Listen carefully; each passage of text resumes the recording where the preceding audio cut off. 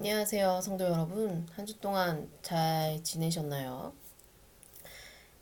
인간에게 삶에서 중요하게 여겨지는 것이 무엇이라고 생각하시나요? 많은 것들이 있겠지만, 저는 그 중에서도 관계에 대한 것을 꼽고 싶습니다. 가족부터 시작해서 학교, 직장, 사회, 그리고 오늘 교회까지 이르러 많은 곳이 관계들이 존재하고 있습니다. 사람들은 이러한 관계를 통해서 자기 자신을 알게 되기도 하고 미래의 가치를 파악하거나 행복을 누리는 법을 찾기도 합니다. 그런데 이 관계를 만들어가는 과정은 사람에 따라서 확연하게 달라지는 것을 알 수 있습니다.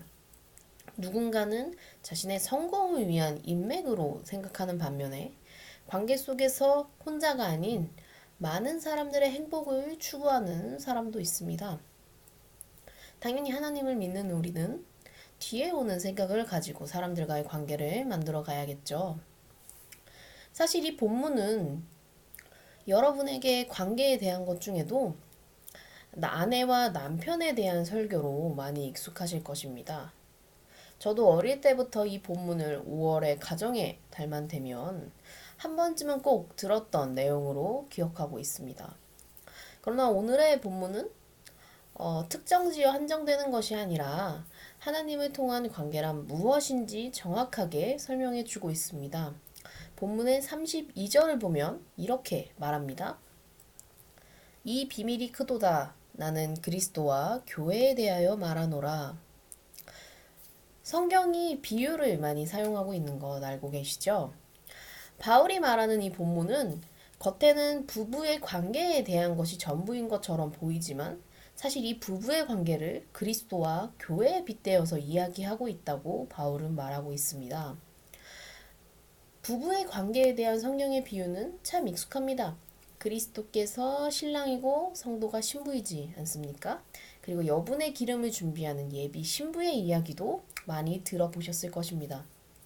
즉, 바울이 말하고 싶은 것은 교회 속에 있는 나와 그리고 그 교회에 아직 속해 있지 않은 사람들을 모두 포함하는 거대한 교회인 지구상의 모든 이들과 구세주이신 그리스도와 어떠한 관계를 만들어 가야 하는 것인지 말해주고 있는 것입니다. 이 세상 자체가 교회가 될 수 있게 만들어야 하는 우리는 주님의 뜻을 따라서 살아가야 하고 사람들을 대해야 한다라고 늘 듣습니다. 그렇다면 과연 주님의 뜻을 따라서 만들어가는 관계는 어떤 것인가 생각해 볼 수 있습니다. 오늘 주님을 통해서 만들어가는 관계의 가정은 무엇이고 내가 지향하고 따라야 하는 것이 무엇인지 말씀을 통해서 깊이 묵상하기를 원합니다.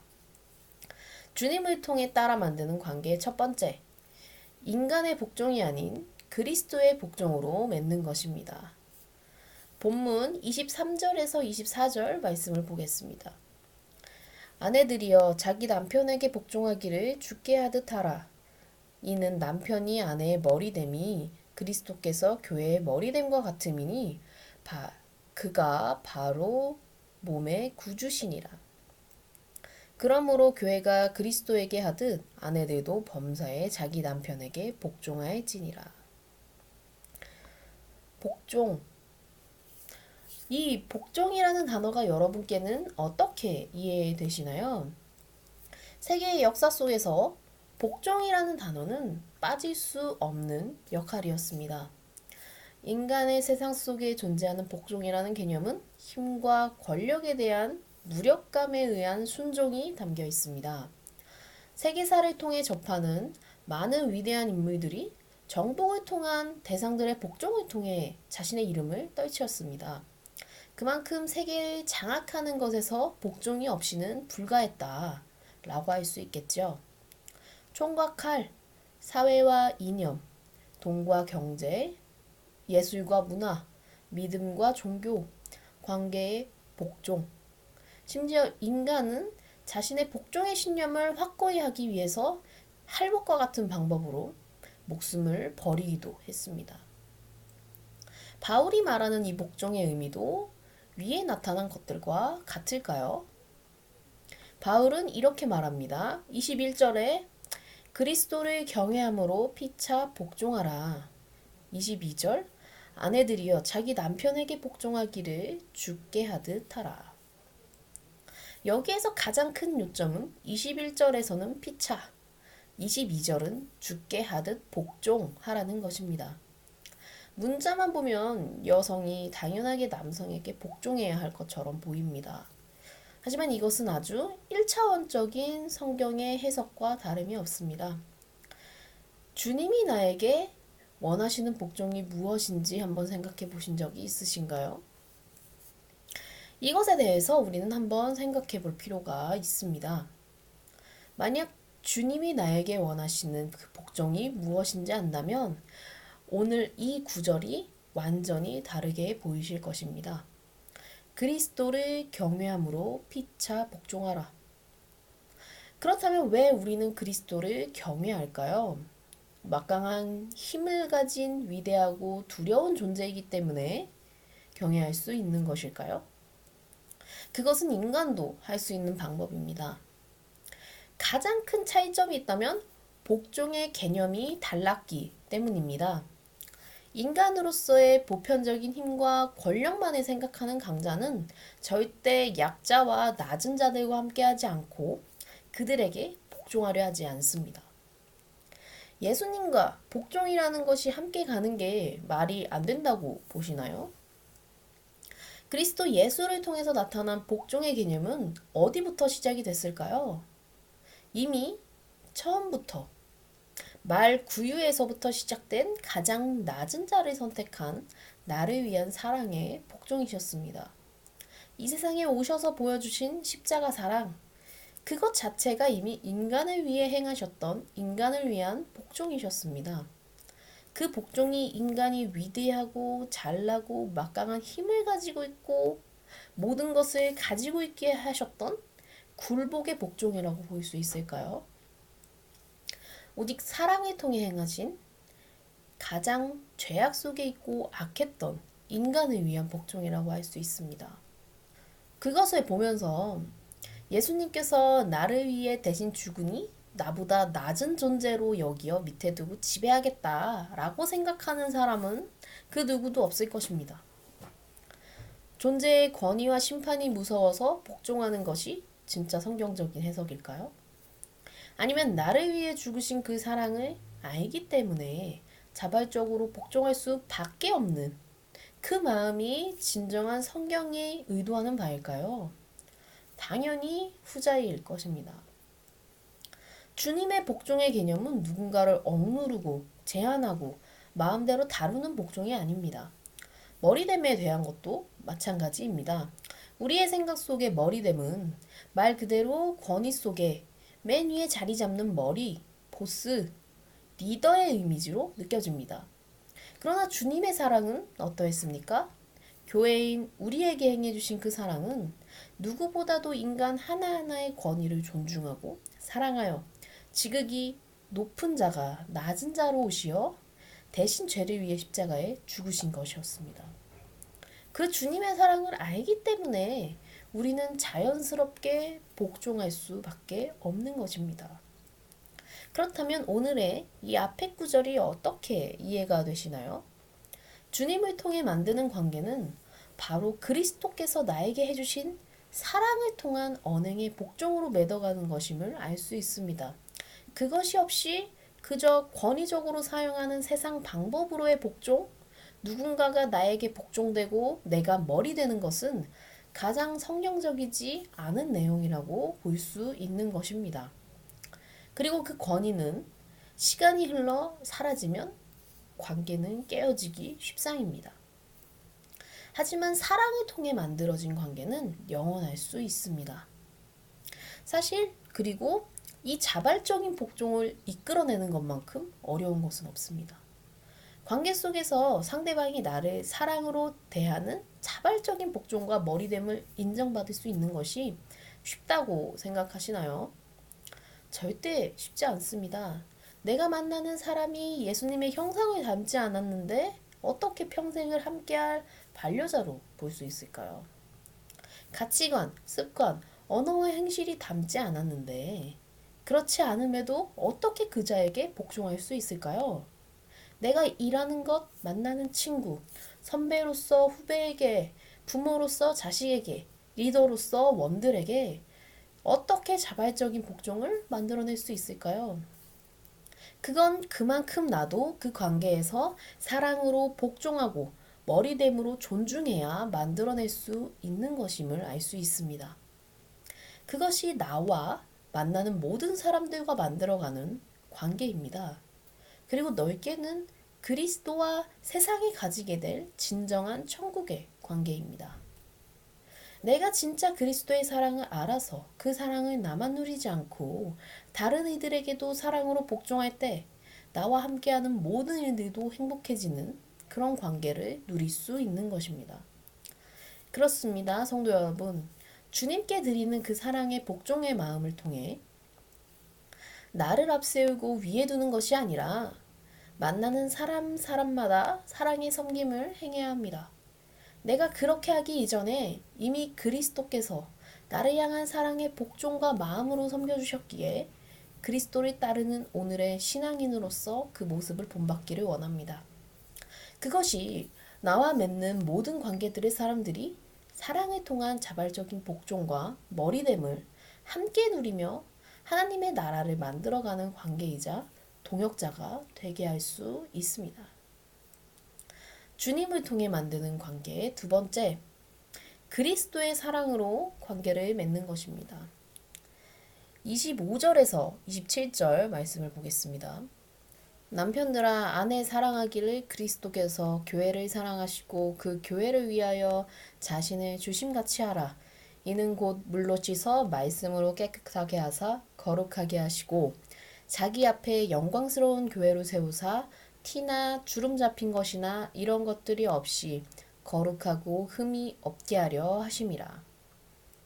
우리에게는 사랑의 정의가 여러 가지 있습니다. 성적인 감정 관계의 사랑, 친구들과의 돈독한 우정의 사랑, 자연, 동물들과의 교감을 통한 사랑, 그리고 아무런 조건도 없이 그저 사랑하는 것. 오늘 본문 구절에서 말하는 이 사랑은 어떤 것을 말하는 것일까요? 당연히 마지막 사랑의 정의를 의미하는 것이겠죠. 아무런 조건도 없이 그저 사랑하는 것. 가능하신가요? 저는 참 어렵습니다. 제가 가지고 있는 저만의 생각들이 아무런 조건 없이 사랑하기에 참 어렵게 만든다라고 생각하며 일상을 보내는 것 같습니다. 말씀을 준비하며 묵상을 하면서도 조금만 나를 힘들게 하거나 짜증나게 하는 관계나 상황이 발생하면 속에서 좋지 않은 마음들이 올라왔습니다. 내가 잠을 덜 자서 조금 피곤하기만 하더라도, 일을 하는 것이 조금 꼬여서 풀리지 않기만 해도, 내가 생각한 계획대로 흐르지 않는 것 같으면 바로 나의 가까이에 있는 관계나 상황이 감정풀이를 위한 대상이 되는 나의 모습이 있지 않으신가요? 저는 매일매일의 참 사랑을 생각하려 노력하지만 그럼에도 그 거대한 나 자신의 감정에 휩쓸려 갈 때, 아, 나는 참 사랑하기 어려운 사람이구나. 항상 생각하게 됩니다. 오늘도 여전히 이 말씀은 나를 향한 하나님의 말씀이라고 느끼게 됩니다. 그런데 오히려 그렇기 때문에 주님께 더 매달릴 수밖에 없다는 것을 깨닫기도 합니다. 하나님께서는 우리가 제일 힘들어하는 아무 조건 없는 사랑을 행하기를 권면하십니다. 그것을 계속 강조하고 계시죠. 바울은 말합니다. 25절 말씀을 보겠습니다. 남편들아 아내 사랑하기를 그리스도께서 교회를 사랑하시고 그 교회를 위하여 자신을 내 주심같이 하라. 그리스도께서 교회를 사랑하셨듯이. 어떻게 하셨을까요? 바로 자신의 모든 것을 내어주셨습니다. 자신의 모든 것을 내어주는 사랑을 하는 것에 자신이 있으신가요? 저는 바로 답드릴 수 있습니다. 자신이 없다고. 내가 아는 나의 모습은 절대 그렇게 할 수 없다는 자신은 있습니다. 우리가 살아가는 사회 속에서 그런 비슷한 존재를 보면 사람이 아니라 천사라고 하지 않습니까? 쟤 진짜 천사야 이러면서. 그러니까 우리의 마음속에서도 세상에 존재하지 않는다라고 생각하는 것이죠. 이렇게 생각해도 참 쉽지 않은데 어떻게 할 수 있지? 그런 마음이 들 겁니다. 그럼에도 우리가 사랑하려 노력할 수 있는 이유는 무엇입니까? 바로 오직 예수님께서 나에게 주신 그 사랑을 알 때 가능함을 알 수 있습니다. 26절의 말씀을 보겠습니다. 이는 곧 물로 씻어 말씀으로 깨끗하게 하사 거룩하게 하시고 물로 씻어 말씀으로 깨끗하게 하신다고 합니다. 침례를 받아서 새롭게 하나님을 따라서 살아가겠습니다 하고 말씀으로 깨끗하게 되었다고 그 이후로 모든 삶이 완벽하게 예수님의 삶을 살아갈 수 있을까요? 그랬다면 우리가 한 주 동안 그렇게 많은 예배를 드리기 위해 노력하지 않았을 것입니다. 삶 자체가 이미 예배의 삶이었기 때문이겠죠. 그리스도께서 교회를 사랑하신 것 같이 나를 사랑하신 것 같이 즉 이 사랑도 내가 나의 사랑으로 행하는 것이 아니라 그리스도의 사랑으로 행해야 함을 알 수 있습니다. 나는 여전히 부족하고 나약하고 교회를 아무리 오래 다녀도 당장 내가 힘들면 속에서 안 좋은 소리가 나오지만 그럼에도 그리스도의 사랑을 바라보면 나를 주님께서 늘 거룩하게 여기신다는 것입니다. 심지어 모든 것을 없애주십니다. 27절을 보겠습니다. 자기 앞에 영광스러운 교회로 세우사 티나 주름 잡힌 것이나 이런 것들이 없이 거룩하고 흠이 없게 하려 하심이라. 저는 제 자신이 얼마나 나쁜 마음을 매일매일 먹고 살아가는지 잘 압니다. 여러분도 자기 자신의 흠을 제일 잘 아시지 않습니까? 하나님 빼고. 그런데 그런 나의 인간적인 문제들을 다시 새롭게 바꾸시고 사랑의 방향으로 이끌어내시는 그리스도의 사랑의 마음을 느끼고 볼 때마다 내가 누군가를 사랑하고 관계를 맺는 것은 진짜 주님이 통한 것이 아니면 할 수 없다고 점점 더 느끼게 됩니다. 그렇습니다. 여러분, 나 자신에게 얼마나 많은 주름이 있습니까? 티가 있습니까? 흠이 있습니까? 누가 보아도 사랑을 행하기는커녕 누군가와 관계를 깨는 것만 잘할 것 같은 나의 모습이 있습니다. 그런데 주님의 사랑은 뭐라고 하시나요? 그리스도께서 교회에 주신 사랑과 같이 하라고 하십니다. 누가 봐도 못할 것 같은 요구를 나에게 하고 계십니다. 그런데 말씀하시는 겁니다. 아니, 넌 할 수 있다. 내 사랑 안에서는 너는 너 자신도 그렇게 사랑할 수 있고 모든 관계에서도 사랑할 수 있다. 그 사랑의 관계로 삶을 살아가라 하시는 것입니다. 내가 그렇게 사랑하였듯이. 그러면 내가 너의 모든 주름, 티, 흠 씻어내어 거룩하게 한다. 나는 사랑할 수 없는 것 같아도 오직 그리스도의 사랑을 통해 관계를 맺으려 내가 노력할 때 진정한 관계를 만들어갈 수 있습니다. 그리고 그것이 결국 피차 복종할 수 있는 관계를 만들어낼 수 있는 것입니다. 서로 사랑하지 않으면 서로 복종할 수 없습니다. 이 사랑의 관계를 위하여 그리스도의 사랑을 더욱 구하는 우리가 되기를 원합니다. 주님을 통해 만드는 관계의 세 번째, 주님을 통한 한 몸을 이루어 맺는 것입니다. 29절에서 31절 말씀을 보겠습니다. 누구든지 언제나 자기 육체를 미워하지 않고 오직 양육하여 보호하기를 그리스도께서 교회에게 함과 같이 하나니 우리는 그 몸의 지체임이라. 그러므로 사람이 부모를 떠나 그의 아내와 합하여 그 둘이 한 육체가 될지니. 한 몸이 되는 관계란 무엇일까요? 부부, 부모와 아이, 가족까지는 피를 나눈 혈육이라는 한 몸이라고 생각합니다.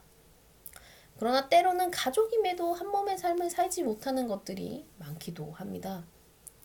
한 몸이 되는 의미는 무엇일까요? 오늘의 첫째와 둘째의 내용을 모두 포함하고 있습니다. 자발적인 사랑의 복종을 통해서 한 몸이 되는 것입니다. 있는 그대로의 모두를 한 몸이라고 합니다. 근데 오늘의 본문은 또 한 몸을 이루는데 부모를 떠나서 한 몸을 이루라고 말하고 있습니다. 요즘은 자취하는 1인 가구가 많아져서 독립일기라고 하는 만화도 크게 인기를 끌고 있기도 합니다. 그 안의 내용을 보면 그 캐릭터가 이렇게 이야기합니다. 아, 자취하니까 진짜 부모님 곁을 떠나서 진정한 독립을 한 것 같아. 난 이제 진짜 어른이 되었어. 라고 말하는 대목이 있습니다. 물론 부모님을 떠나서 독립하여 살아가는 것도 중요한 부분이기도 합니다. 그러나 성경 속에 말하는 부모를 떠난다는 것은 나를 낳아주시고 키워주신 분을 떠나는 의미만을 담고 있지는 않습니다. 육체적인 부모를 떠나는 것이 아니라 그동안 내가 만들고 만나왔던 그 많은 관계들이 이전에는 인간의 방법이나 생각이었다면 그것을 떠나기를 말하는 것입니다. 나의 진정한 부모이신 주님을 통해 만나지 못했던 관계들을 돌아보고 그리스도의 사랑을 통해서 진정한 한 몸을 이루는 것을 말합니다. 이전에는 나의 생각, 나의 마음으로 서로 분리되어 있던 관계가 주님의 뜻을 따라서 하나가 됨을 의미합니다. 만약 우리의 몸이 이 세상에 존재하는 많은 것들과 연결되어 있다고 생각한다면 어떻게 될까요? 그렇다면 다른 존재가 물리적이나 정신적으로 고통의 상황에 있을 때 나도 함께 고통을 느끼게 될 것입니다. 그렇게 되면 우리는 어떤 방향으로 세상을 이끌어 가려고 할까요? 최대한 그 누구도 고통받지 않는 사회를 만들려고 할 것입니다. 모두가 행복할 수 있는 사회를 만들려 하겠죠. 그리고 그 사회를 만드는 것에 가장 중요한 것이 오늘 하나님을 통한 한 몸의 관계인 것을 알 수 있습니다. 여러분은 혹시 스타크래프트라는 게임을 아시나요? 그 게임 속에 등장하는 종족 중에 프로토스라고 하는 외계 종족이 있습니다. 이들은 고도의 발달된 실험을 통해서 만들어진 인간보다 뛰어난 능력을 가진 존재입니다. 이들은 칼라라고 하는 신경을 통해서 서로 공통의 것을 말하지 않고도 공유합니다. 칼라 네트워크라고도 합니다.